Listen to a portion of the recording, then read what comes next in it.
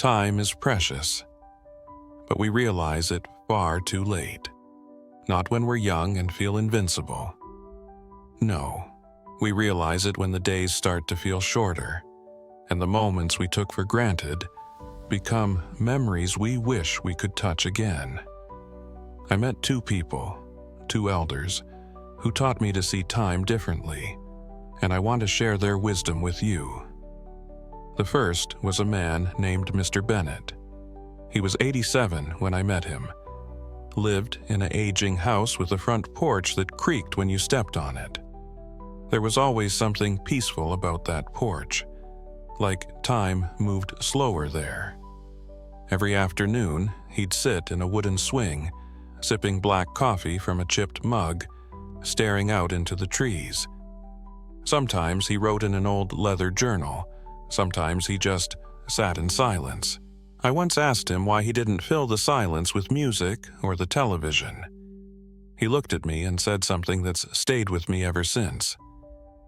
Because if you never sit with silence, you'll never hear what your life is trying to say.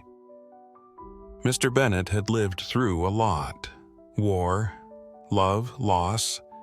He'd buried friends, lost the love of his life, and watched the world speed up around him while he slowed down. But what struck me most wasn't what he had experienced. It was what he regretted. He told me about a woman he once loved, June.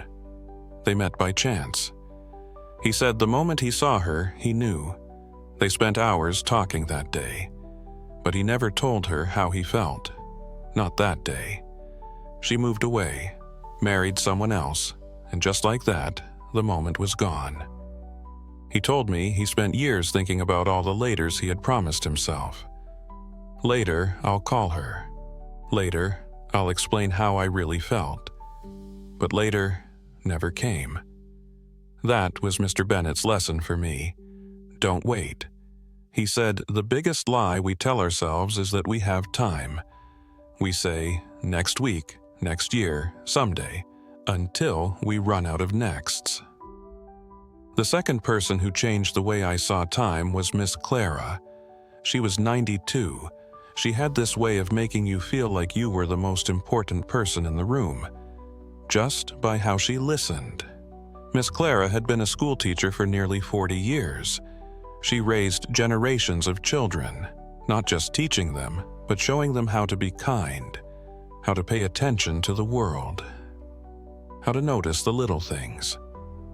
One afternoon, over tea, she told me about a young student of hers, a little girl whose father passed away suddenly.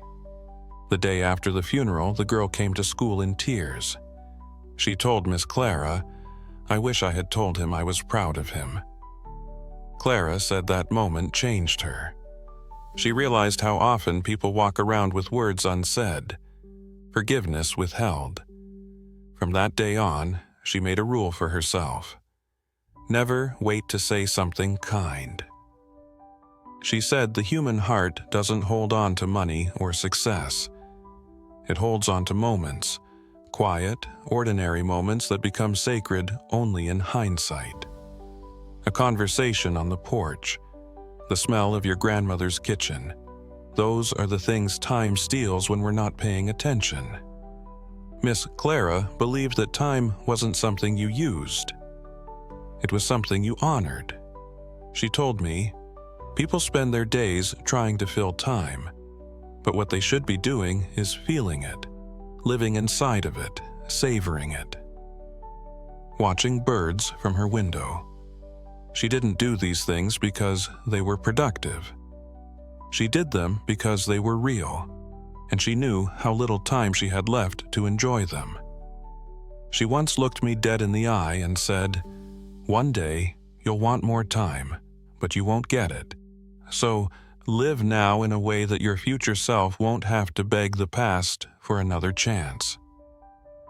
Between Mr. Bennett and Miss Clara, I learned two sides of the same truth. Don't wait, and don't waste. Don't wait to say what needs to be said. And don't waste your days on things that don't bring you closer to who you really are.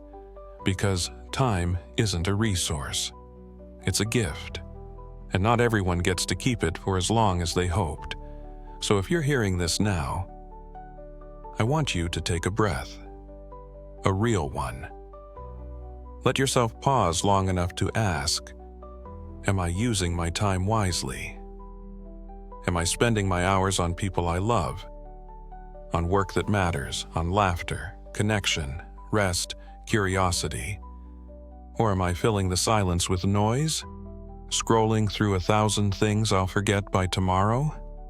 Mr. Bennett would tell you to speak your truth now, while you still can. Miss Clara would remind you to look out the window, feel the sunlight.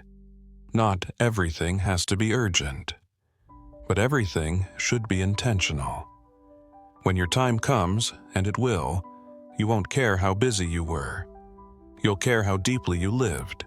You'll remember the tiny moments that didn't seem important at the time, but turned out to be everything. So go hug someone longer than you normally would. Call the friend you've been meaning to. Say what needs to be said. Forgive, laugh, cry, be present. Because time is precious, and you are the only one who decides how to spend it.